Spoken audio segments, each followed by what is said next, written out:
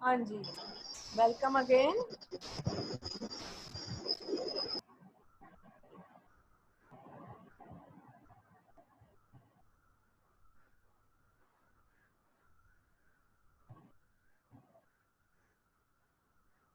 अच्छा जी, हमने कहाँ से छोड़ा था?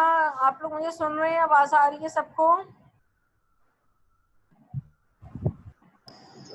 जी मैम आ रही है। ओके। हाँ जी, हम यहाँ पढ़े थे द डिटेक्शन लिमिट में be expressed as 3.3 maximum standard deviation, यही हो सकती थी ना, डिवाइडेड बाय एस। अब एस यहाँ पर क्या है? Slope of the calibration curve. जितनी स्टैंडर्ड डेविएशन की वैल्यू आई है, ये सिग्मा था, ये मीन वैल्यू थी उसकी मैक्सिमम वैल्यू के साथ। तो उसके जितनी आपके पास स्लोप की वैल्यू आई है उसको हम डिवाइड करेंगे। तो the slope S may be estimated from the calibration curve of the analyte. The estimated sigma may be carried out in a variety of ways। ठीक है, जो स्टैंडर्ड डेविएशन है उसको हम बहुत तरीकों से कहता है ले सकते हैं। लेकिन डिग्री ऑफ जो डिटेक्शन लिमिट है किसी भी मेथड की, एक तो ये तरीका है कि हम मिनिमम यूज करें, और एक हम कैलिब्रेशन कर्व से भी हम उसको एस्टिमेट कर सकते हैं। Based on the standard deviation of the response, the blank measurement of the magnitude of analytical background response is performed by analyzing an appropriate number of blank sample and calculating the standard deviation of these response। कैसे वो कहता है, कैसे calculate कर सकते हैं कि हमने एक स्टैंडर्ड डेविएशन लिया रिस्पॉन्स का, ठीक है, उसके बाद हमने ब्लैंक मेजरमेंट ली, और blank measurement magnitude of analytical background response, उसको परफॉर्म किया।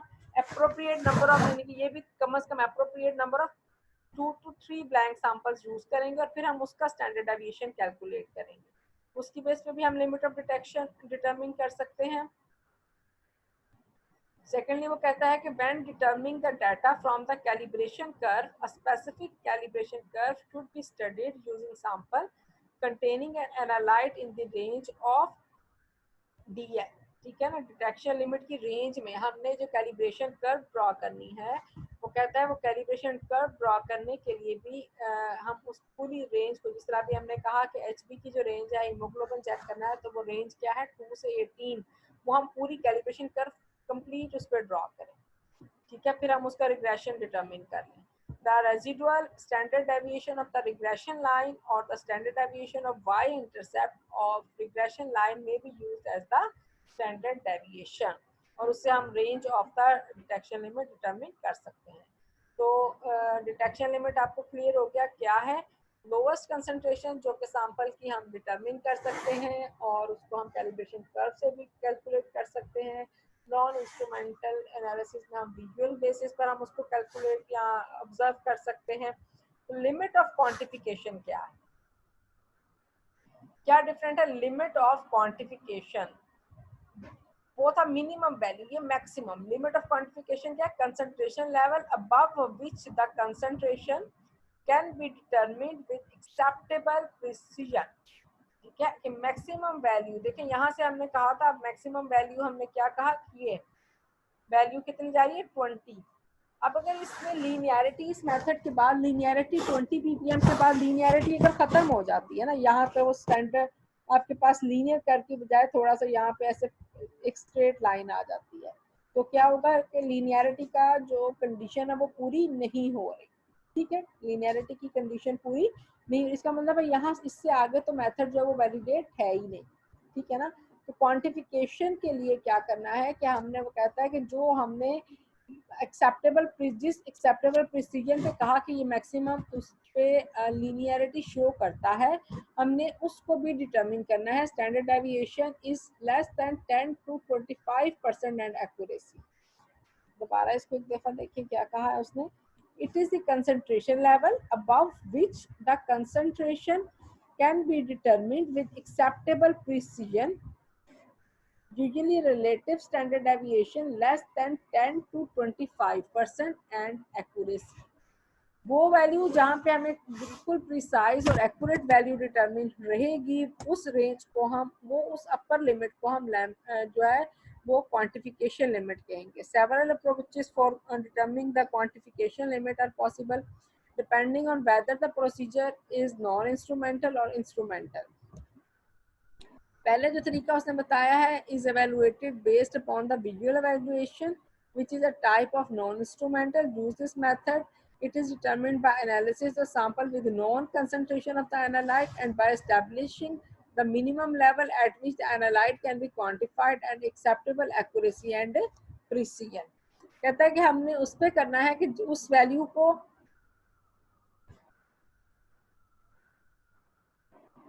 एस्टैब्लिश करना है, क्वांटिफिकेशन लिमिट उस पे कहना है जहाँ पे हमारे पास, अगर हमने सपोज ये कहा कि रेंज जो एसिडिक रेंज है वो हमें पता है कि 7 पे न्यूट्रल है, उससे नीचे 6 है, 5 है, 4 है, उसको हम कहते हैं कि ये एसिडिक ट्रेंड नीचे जा रहा है, ठीक है ना। अब हमने कहा कि जो हमारे जो डार्क रेड कलर से वो जो ब्लू शेड होगा या ब्लू से जो रेड कलर होगा उसकी इंटेंसिटी की बेस पर हमने उसको एक खास वैल्यू दे दी कि अब ये जब ये होगा तब हम इसे एसिडिक वैल्यू कहेंगे। तो उस पर हम ये कहते हैं कि उस वो जो हर पीएच मीटर के ऊपर एक स्केल बना होता है, विजुअल स्केल, जिससे हम उसे शेड मैच करते हैं। तो उसको इस्टेब्लिश करने से पहले हमने वो जो हमने बार बार उसको रिपीटेड एक्सपेरिमेंट करके हमने उसकी एक्सेप्टेबल वैल्यू तक determined by analysis with non concentration of analyte and by establishing minimum level को हमने करके क्वांटिफाई करना है। फिर based on signal to noise ratio, वही जो भी हमने पहले पढ़ा है, तो अब हमने सिग्नल टू नॉइस रेशियो जहां पर हमारे पास एक्सेप्टेबल रिजल्ट आते रहेंगे। Based on the signal to noise approach, this approach can only be applied to analytical procedure that exhibit baseline noise. Determination of signal to noise ratio is performed by comparing measured signal from sample with known low concentration of the analyte with those of blank sample and by establishing the minimum concentration at which the analyte can be reliably quantified. ठीक है, अब इसमें उसने ये नहीं कहा कि अब हमने जो कंसंट्रेशन है वो ली है 10 से लेके 30%, लिमिट ऑफ क्वांटिफिकेशन को उसने ये कहा कि जहाँ पे हमारे पास प्रिसाइज एंड एक्यूरेट रिजल्ट्स आते रहे आएंगे उसको हम कहेंगे कि लिमिट ऑफ क्वांटिफिकेशन है। By establishing the minimum concentration at which the analyte can be reliably quantified. A typical signal to noise ratio is 10:1. आपके पास जो सिग्नल आए वो 10 टाइम्स से स्ट्रॉन्गर आए as compare to the one time जो है वो नॉइज का आए। तो the limit of quantification may be expressed as 10 multiply sigma divided by s. Sigma standard deviation है, उसको 10 से मल्टीप्लाई करें और फिर आप उसको स्टैंडर्ड डेविएशन से डिवाइड कर दें तो आपको स्लोप इस s is the slope of the calibration curve, slope से डिवाइड कर दें तो आप एस्टिमेट कर सकते हो लिमिट ऑफ क्वांटिफिकेशन को। This estimate the sigma may be carried out in a variety of various. अब जो इसमें सिग्मा वो कहता है वो कैसे कैलकुलेट किया जा सकता है? by measurement of the magnitude of the analytical background response is performed by analyzing an appropriate number of blank sample and calculated the standard deviation. Calibration curve से भी हम इसे calculate कर सकते हैं। Containing an analyte in the range of quality of quantity of limit है, कहाँ पे गया? The residual standard deviation of the regression line or the standard deviation of y-intercept of regression line may be used as the standard deviation. ठीक है जी, ये फर्क पता चल गया आपको लिमिट ऑफ क्वांटिफिकेशन में, सॉरी लिमिट ऑफ डिटेक्शन में और लिमिट ऑफ क्वांटिफिकेशन में क्या फर्क है। फिर लीनियरिटी हो गई था, रेंज हो गया था। नेक्स्ट आता है रगडनेस। रोबस्टनेस क्या होती है? रोबस्टनेस क्या चीज है? एनालिटिकल प्रोसीजर में हम it is the robustness of an analytical process measure है ये its capacity to remain unaffected by small but deliberate variation in method parameter and provide an indication of its reliability during normal usage. क्या मतलब है इसका? कि during the analysis जो different factors आपके method पे अफेक्ट करते हैं, वो सॉल्वेंट की कंसंट्रेशन, इंस्ट्रूमेंट की sensitivity, the pH of the sample, temperature of the sample, जो पर्सन उस पर काम कर रहा है उसकी एक्सपर्टीज, ये सारे फैक्टर्स जो किसी भी मेथड को परफॉर्म करने के लिए उसके ऊपर अफेक्ट कर रहे होते हैं, ठीक है ना। तो उसकी किस वैल्यू तक जो है वो उस पर अनअफेक्टेड रहेगी। सपोज हमने कोई इसके 5 पैरामीटर्स दे दिए कि पीएच को हम चेक करेंगे, टेम्परेचर को चेक करेंगे, इंस्ट्रूमेंट की सेंसिटिविटी को चेक करेंगे। यहाँ पे जैसे उसने कहा pH, flow rate, column temperature, injection volume, detection wavelength और मोबाइल फेस। एचपीएलसी के लिए उसने कहा कि अगर डिटरमिन करनी है तो ये 5 फैक्टर्स उसको अफेक्ट करते हैं। ठीक है जी। अब रोबस्टनेस, उस मेथड की रोबस्टनेस क्या है कि किस पीएच तक जो है वो वैल्यूज कौन सी है वो उस मेथड की हमें एग्जैक्ट वैल्यू देगी कि पीएच किस वैल्यू की रेंज में। अगर हमने कहा कि पीएच कौन सी है वो 5 से लेके 7 या 5 से लेके 8 पीएच तक अगर हम ये मेथड को अडॉप्ट करते हैं, मोबाइल फेस, वही मोबाइल फेस, बाकी सारे पैरामीटर्स को कांस्टेंट रखना है, आपने जस्ट पीएच को चेंज करना है। तो आप उससे बताएंगे कि अबाव अगर वो सपोज वैल्यू सेम आ रही है तो इसका मतलब है कि आपका मेथड इस पीएच के लिए उसमें रोबस्टनेस मौजूद है। लेकिन अगर वो वैल्यू पीएच चेंज करने पर रिजल्ट्स चेंज हो जाते हैं तो इसका मतलब है कि अब आपका जो मेथड है वो उसमें रोबस्टनेस नहीं है। ठीक है। तो बेसिकली इसमें this is the basic basis of the robustness of an analytical process. क्या मैयर है इस किसी भी मेथड की कैपेसिटी की कि वो अनअफेक्टेड रहे bye small but deliberate variation in the method. वो वाली वेरिएशन, वो वाले वेरिएबल जो इस मेथड पे बहुत ज्यादा अफेक्ट करते हैं और हमें एक इंडिकेशन दे कि यहाँ तक इसकी इस मेथड की रिलायबिलिटी जो सी है वो यहाँ इससे यहाँ तक अगर हम पीएच को रखेंगे तो वो रिलायबल मेथड है। और अगर जो है पीएच चेंज होगी तो इसकी रिलायबिलिटी जो है वो क्वेश्चन मार्क हो जाएगी। For the determination of a method robustness, a number of method parameters, for example pH, flow rate, temperature, are varied within a realistic range। ठीक है ना। रियलिस्टिक रेंज का मतलब ये है कि अगर हमने कहा कि उसने न्यूट्रल पीएच पे काम करना है तो फिर रियलिस्टिक रेंज क्या आती है कि आप 5 से लेके 8 तक की पीएच को देख लो। अगर हम कहते हैं कि एसिडिक रेंज में काम करता है तो इसका मतलब है कि आप उसकी पीएच रेंज जहाँ तक उसकी स्टेबिलिटी है वो वहाँ से 2 से लेके सपोज आप 4 तक देख लो। या हमने कहा कि टेम्परेचर जो सा है वो जो है वो अफेक्ट करता है उसको बहुत ज़्यादा। तो रूम टेम्परेचर जो है वो 25 से 30 डिग्री सेंटीग्रेड तक उसकी वेरिएशन को चेक कर रहे हैं। तो ये अफेक्टिव रेंज जो सी है हर वेरिएबल की हम accordingly the experiment, according to the reactant, according to the substrate वो वेरी करेगी। It is if the influence of the parameter is within a previously specified tolerance, the parameter is said to be within the method's robustness range। अगर result कौन से हैं वो हर value पे, हर pH पे, mobile face की concentration पे, temperature पर, इंजेक्शन वॉल्यूम को चेंज करने पे सेम रहेंगे तो इसका मतलब है कि इन दीज रेंज जो कि हमने स्टडी किया है तो जो आपका मेथड है वो उसकी रोबस्टनेस रेंज मेंशन करेंगे according to the adjust variables के। इन वेरिएबल्स पर इसकी जो रेंज है वो ये है, इससे इस पीएच तक फ्लो रेट कौन सा है, वो कॉलम टेम्परेचर कौन सा है, वो इससे इस टेम्परेचर तक कौन सा है, वो हमें नॉर्मल रिजल्ट देता है। Ruggedness is the last I think जो आपके पास वैलिडेशन के लिए यूज करते हैं हम। रगडनेस क्या है ये, अब क्या है, आपने अपना लेबोरेटरी से में मेथड को डेवलप कर लिया है। तो रगडनेस क्या है कि आपने जब इसको रिपोर्ट कर दिया, इसको डॉक्यूमेंट कर दिया तो आपने अदर लेबोरेटरीज में, अदर नॉर्मल यूज में भी वो मेथड यूज होगा। तो रगडनेस इज एवेलुएटेड। अब हर पैरामीटर पे आपको कुछ फैक्टर्स जो है वो बहुत ज़्यादा अफेक्ट कर रहे होते हैं। जैसे सपोज किसी मेथड के लिए पीएच बहुत सेंसिटिव है, किसी मेथड के लिए कौन सा है वो इंस्ट्रूमेंट की सेंसिटिविटी बहुत ज़्यादा जो है वो सेंसिटिव है। तो हर मेथड की जो सेंसिटिव जो पिन पॉइंट्स है उसको आपको मेंशन करना बहुत ज़रूरी है कि ये जो पॉइंट है इस पर ये जो रिजल्ट्स आएंगे वो बहुत वेरी कर जाएंगे। तो अब ruggedness is evaluated during method development typically by the originating laboratory. जहाँ पे वो मेथड डेवलप किया गया है उसने बताना है उसके कौन से रगडनेस पॉइंट्स हैं इसके, before collaborating with other laboratories, and is a measure how well a method stand up, ठीक है, to less than perfect implementation।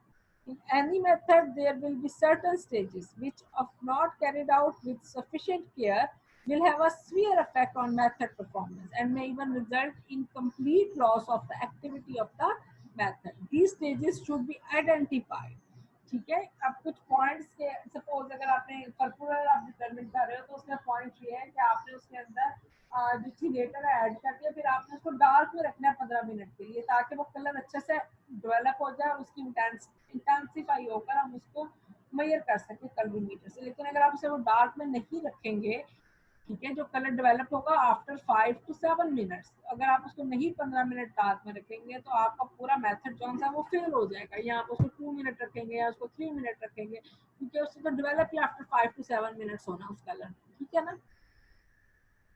तो हर मेथड के लिए जो उसके पॉइंट्स हैं, जो उसके रिजल्ट्स को सीवियरली अफेक्ट करेंगे, वो आपको साथ मेंशन करने ज़रूरी है before introducing into the other laboratories. तो ये आइडेंटिफाई होंगे as a part of method development and if possible their influence on method performance evaluated using ruggedness test. It is the variance in the analysis of homogeneous sample between analyst and laboratories. Regardless is a measure of reproducibility of the test results and normal expected operational condition from laboratory to laboratory and from analyst to analyst.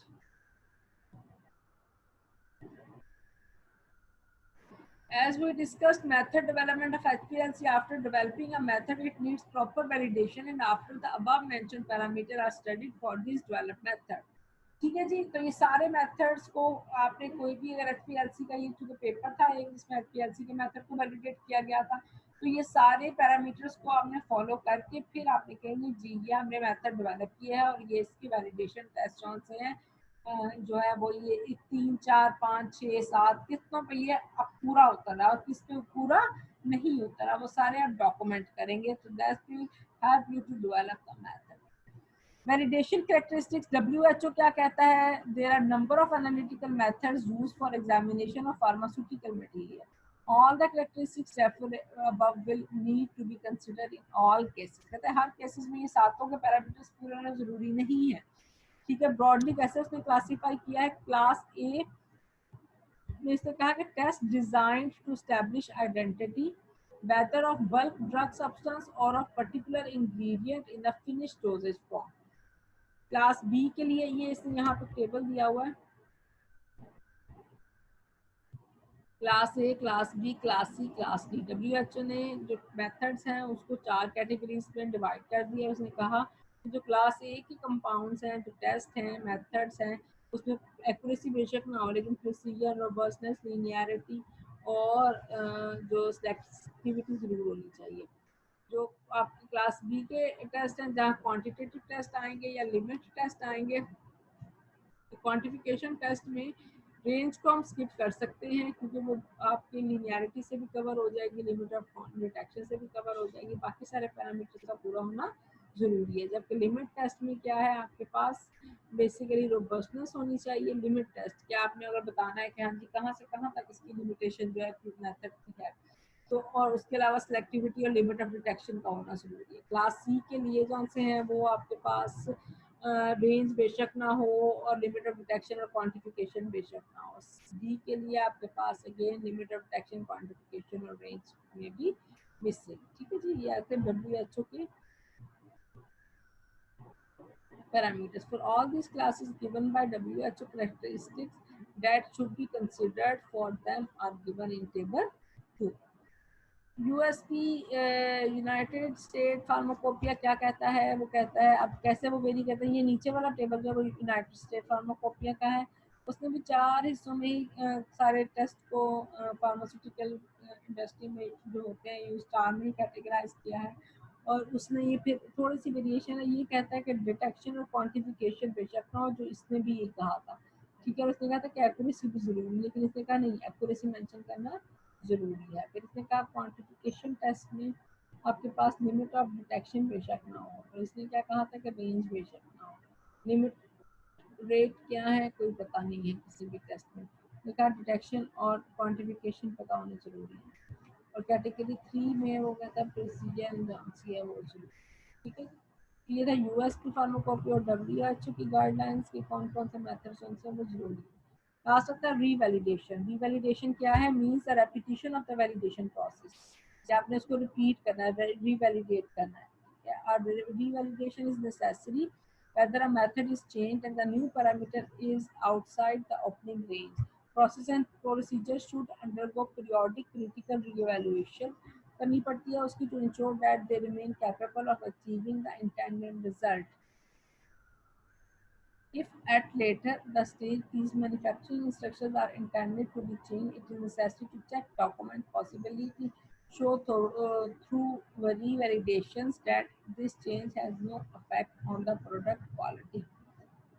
Yeah, आप उसने कहता है another example is this that if operating range of column temperature is changed from the specified one 35 से 40 to 42 then the method is required to be revalidate. फिर हमें से revalidate करना पड़ेगा. तो conclusion क्या होगी? Method development and validation जब हमने शुरू किया था lectures में play important role in the pharmaceutical या analytical chemistry. Method results are used in the quality assurance of the drug integrity.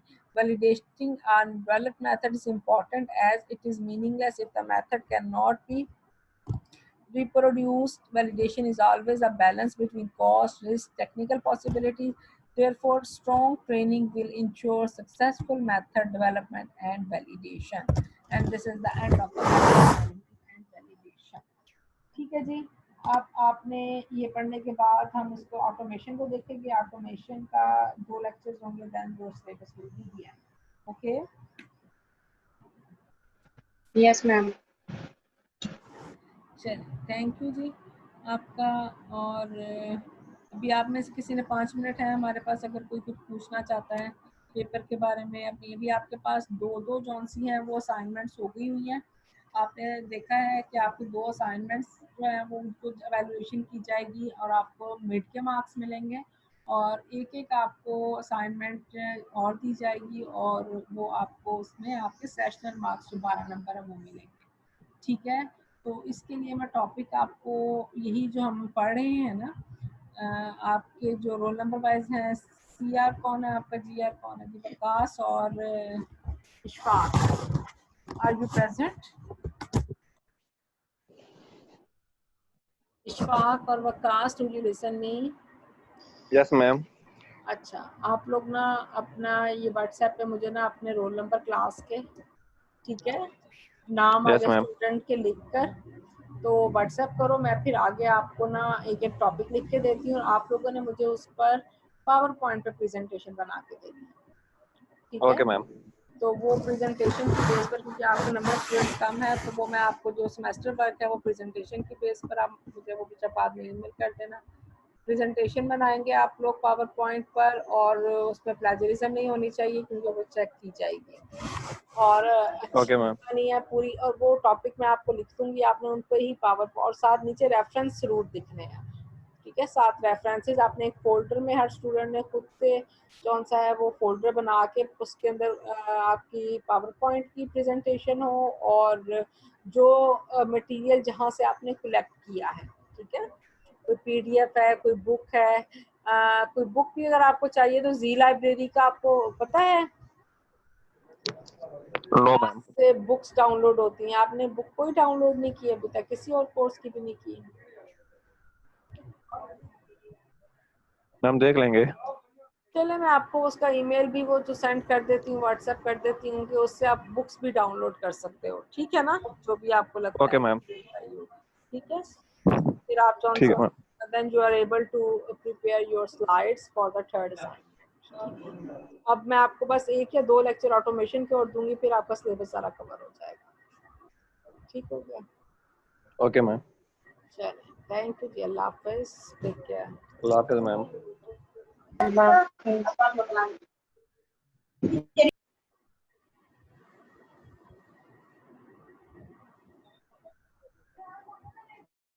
हाफिज़ मैम.